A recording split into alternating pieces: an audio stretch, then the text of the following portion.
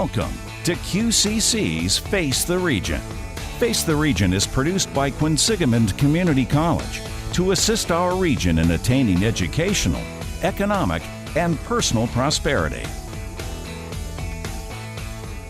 Good morning and welcome once again to Face the Region here on Full Service Radio, AM 830 WCRN, as well as many of the local cable access TV channels around the greater Worcester area. I'm your host, Zip Zipfel, and we've got kind of a different program for you this week. As many of you know, we had a new president inducted here at QCC this past summer, Dr. Luis Pedraja. And this week, he was the keynote speaker at an important convention here in town, the Worcester Education Collaborative, speaking on the importance of bridging higher education with grades K through 12. So without any further ado, Dr. Luis Pedraja. And it's certainly a pleasure and an honor to be here tonight with you, and particularly since Worcester Educational Collaborative mission is something that resonates with me, given their focus on ensuring student success, something that I am committed to and passionate about. I think that preparing our children for success in college, career, and life is not only a calling, but a duty that falls upon everyone in our community. José Martí, the well-known Cuban writer and poet, once wrote that education has an inescapable duty to humanity, to adapt us to the age in which we live without turning us aside from the great and final objective of human life. Today, this duty has taken on an even greater significance. As we experience radical change in our society, as globalization connects us to the rest of humanity in an unprecedented manner, and as technology continues to transform both social interactions and the workforce, learning to adapt to our age is crucial more than ever. Yet keeping up with the rapid pace of change is a daunting task. History teaches us that for many generations, education was solely the domain of the elite, often intentionally denied to the masses and used as a means of asserting control by those in power. After all, an educated mind is free to question authority and to question the status quo, to ambition what might be, and to ask, why not? However, in a free society, and in an age of information that demands a skilled workforce, education can no longer be a commodity reserved for the elite. It is both a necessity, and I would venture to say it is a basic human right. Massachusetts has been a leader in education, currently boasting one of the most educated workforce in the nation. But is that enough? In spite of our many accomplishments, we still face significant challenges, both in our K-12 system and in higher education. First, as our dependence on technology grows, the workplace will require a more skilled workforce. For instance, as many of you know, manufacturing is becoming more and more specialized and technical as it expands into biotechnology, photonics, cybernetics, nanotechnology, and innovative integrated systems. It is no longer the type of manufacturing that we envision, the one that our parents and grandparents worked in with the assembly lines and the factories. It is the clean rooms, it is the laboratories, it is the robotics centers of today that will transform tomorrow. Current research also shows that by 2020, about 65% of the jobs opening in the Commonwealth, even in the nation, will require some college. However, even with our high level of education in the Commonwealth, on average, we come short of that mark by about 15 to 20%, depending on how you define some level of higher education, whether it be a certificate, associate's, or bachelor's degree.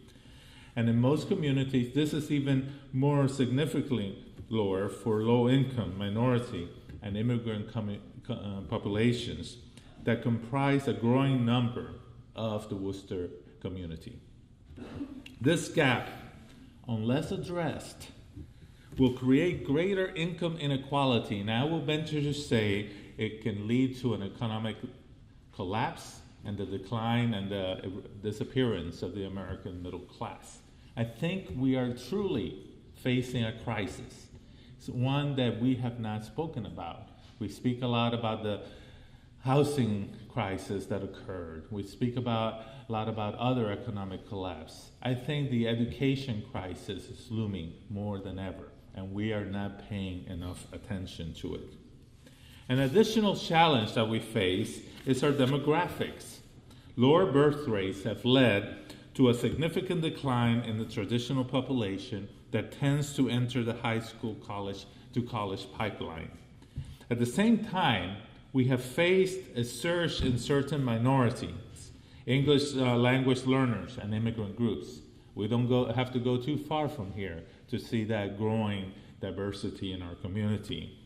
The shifts in this demographics is something that our schools will need to address. They will require new teaching tactics. This is no longer your parents' classroom. And the K-12 experience continues on into the college classroom as we adapt our teaching, and we must adapt our teaching to meet the needs of different cultures that comprise our new demographics, including working with different approaches to learning and the varied language needs of our population.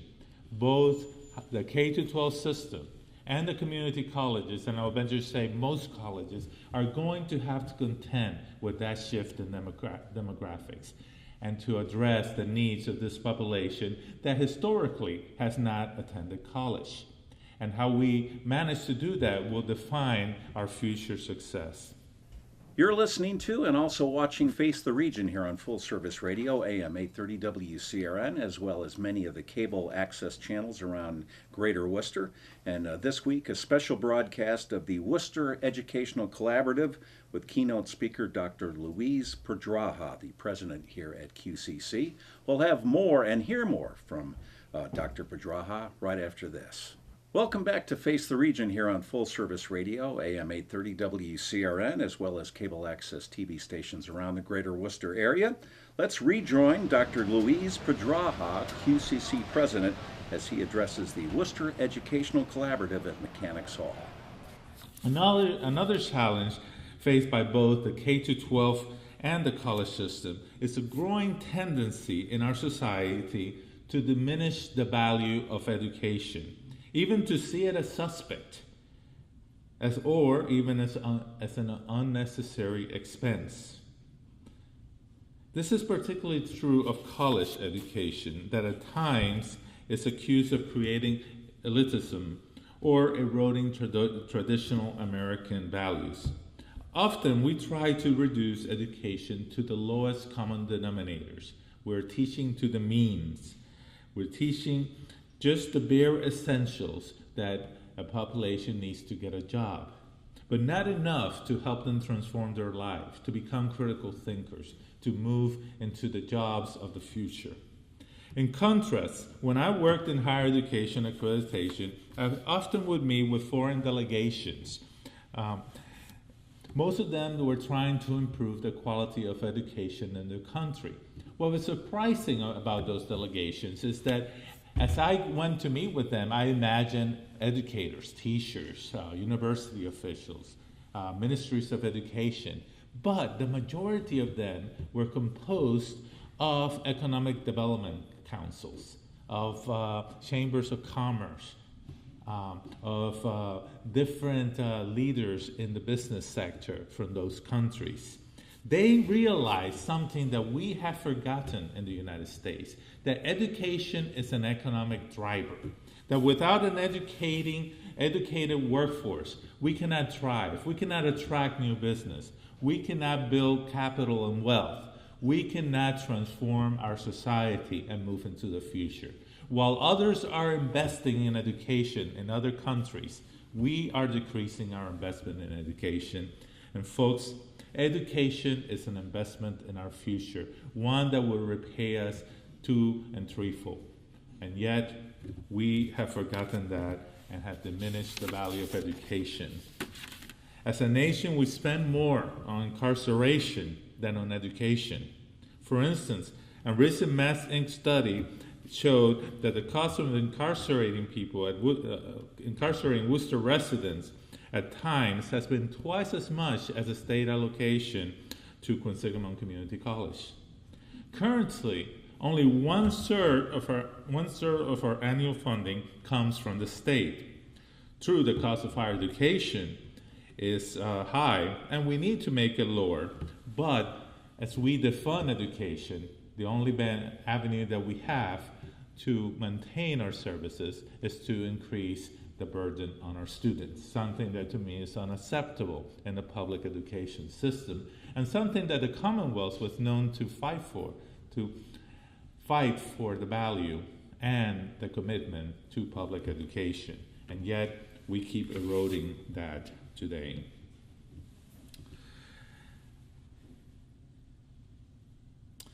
It does say something about our society when we invest more in incarcerating the population than in educating them. And colleges are not the only ones affected. Many schools do not have sufficient resources to meet the needs of students or to properly equip their teachers. They continually have to beg to get additional funding to meet the demands of the population. They do not have enough money to retain the talented teachers that come into our K-12 system.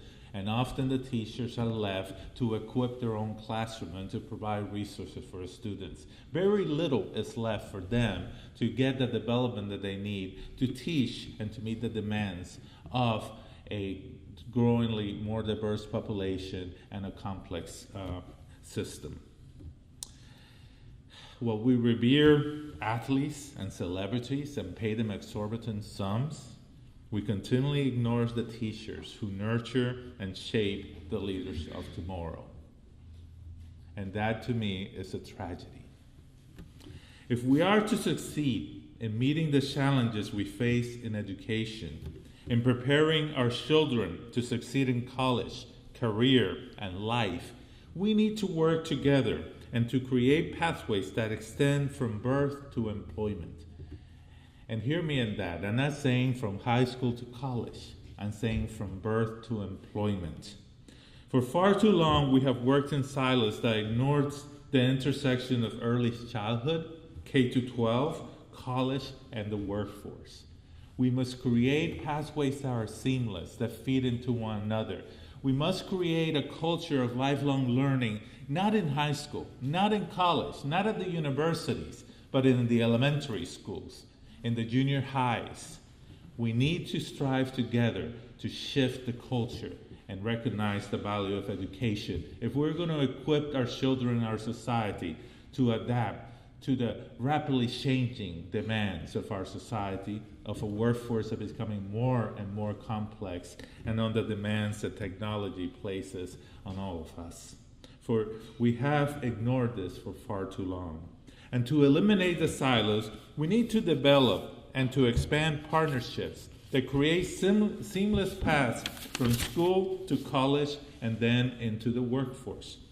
First, we must find creative pathways that align our curriculum and create a college-bound culture. For example, in San Bernardino, the independent school district, community college, and state university work together to develop a memorandum of mutual support, including creating courses that prepared and aligned students to transition from one to the other. They also committed to support each other through partnerships that brought teachers together and provided counseling to the students. They worked together to make sure that the classes that were offered in math and English at the junior high and the high school were preparing the students for the needs and demands of the community college and then of the state schools. Our community can benefit from similar partnerships and alignments. For instance, QCC is working with the Worcester Public Schools and Worcester State University on a proposal to expand our early college model and create a pathway that will include foundational courses to prepare students to enter into dual enrollment courses taught at the high school and college, culminating in the seniors attending dual enrollment courses on our campuses. In addition, our QCC Honor Society, PTK, the students are piloting a program at Burncoat High School to mentor high school students and facilitate their transition into college. We need to develop more and more of those pathways and work together to make sure that we mentor our students to move from one place to the other, that their needs are continually met.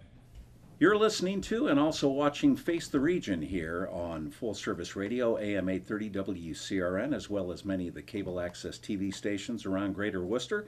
This week, we are sitting in on the Worcester Educational Collaborative session at Mechanics Hall, and the keynote speaker, QCC President Dr. Louise Pedraja. We'll hear more and see more of Dr. Pedraja right after this.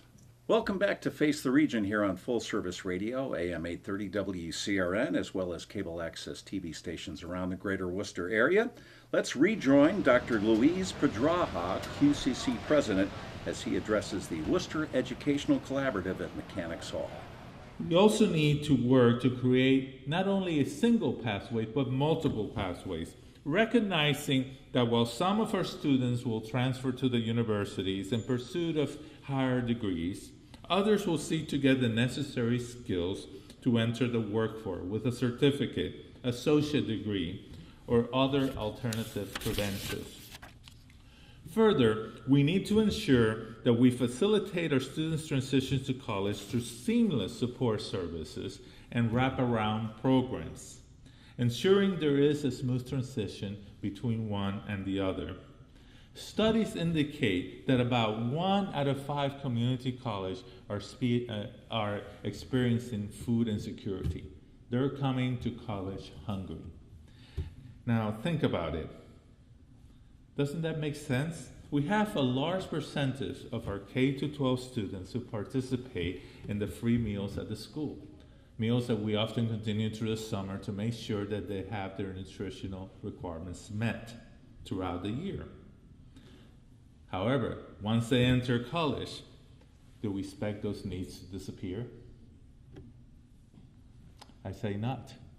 We have students who are homeless, students who are struggling to make ends meet, and yet they come. They come to make a better life for themselves. They come to get an education, and that says a lot about our students.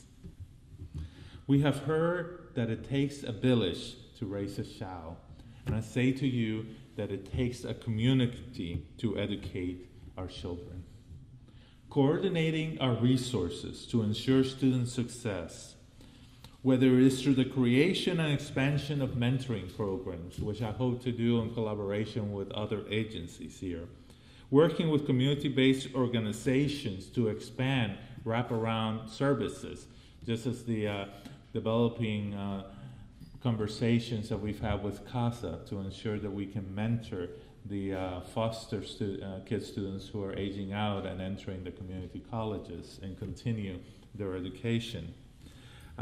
As community, we're aligning the multiple programs to ensure seamless pathways of mentorships and community services. As a community, we must take education seriously and be involved in the education of our children, all of our children, regardless of who they are and where they live, regardless of their culture, of their socioeconomic background, of their faith, of their abilities. The future of our city and community depends on it. We must do a better job at extending our wraparound services from the classroom and into the community. As educators, we must recognize that life happens and our students don't live in a vacuum. We must contextualize education, whether it be by recognizing cultural and linguistic barriers, by offering examples that are respectful of the context and relevance to the situation, culture, and language of our students, or by providing guidance to families in navigating our culture, society, and educational system, or by supporting students and their families through programs that assist them with such things as health services, housing, and financial literacy. Because we don't study in a vacuum. We do not go to school in a vacuum. Next, we must reframe the labels that we use, which often alter our perception. When I first came to the States, I did not know English. However, I was very advanced in math and in sciences and other areas. Yet at school, the kids made fun of me and they called me stupid. Teachers didn't know what to make of me because I could not understand them. And those labels, stupid, dumb, slow, stuck with me as a child. They affected my ego. They affected what I believed of myself. And they created a barrier to my advancement. I was immediately disadvantaged, and although I was able to overcome this challenge, it did erode my own confidence as a child. Often when we label kids as developmentally challenged, as problem learners, as disruptive, we ignore their potential and the challenges they face. It is unreasonable for a child who has difficulty. Is it unreasonable for a child who has difficulty understanding their teacher to fidget or to be distracted, to be disruptive?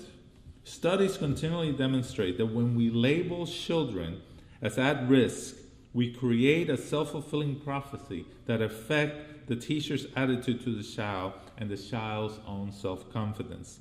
Thus, I challenge us to reframe the way we think, to reframe potential and see children as filled with unbridled potential, a potential that we can nurture and foster them in order for them to succeed. Next, we need to eliminate barriers to success, such as standardized testing that assumes a normative cultural context and only serves to prevent them from continuing on with their education. Instead, using multiple measures and a real-life assessment coupled with targeted tutoring to focus not on measuring against an arbitrary bar, but in assisting students to achieve their full potential.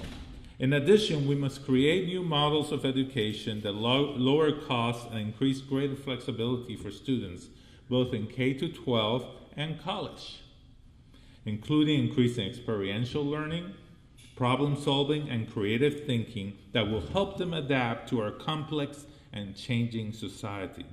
As Paulo Freire reminds us, we must move away from the banking model of education, which treats students as objects of assistance. Instead, we must help them become critical thinkers. Only then will they be able to adapt to the changing times. We also need to stop measuring education by the time students spend in the classroom and instead look toward outcomes, opening the path for us to explore competency-based education and distributed learning models that will increase the flexibility and shorten the time to a degree, as well as lowering expenses to our students. I strongly believe that education paves the path to the future, and that our future is inherently dependent on education. As educators, we must not teach to the requirements, skills, and jobs of today. We must teach to the future. We must not be reactionary, but bold and innovative visionaries that prepare our children to meet the challenges not of today, but of tomorrow. Finally, as educators, we must demonstrate a steadfast commitment to education. This means that we must create a student-centric environment that places the needs of all of our students, especially the most vulnerable, first. Their success is our success. As educators, we are entrusted with empowering the dreams of the next generation and paving the way to the future. We must not let them down. Thank you.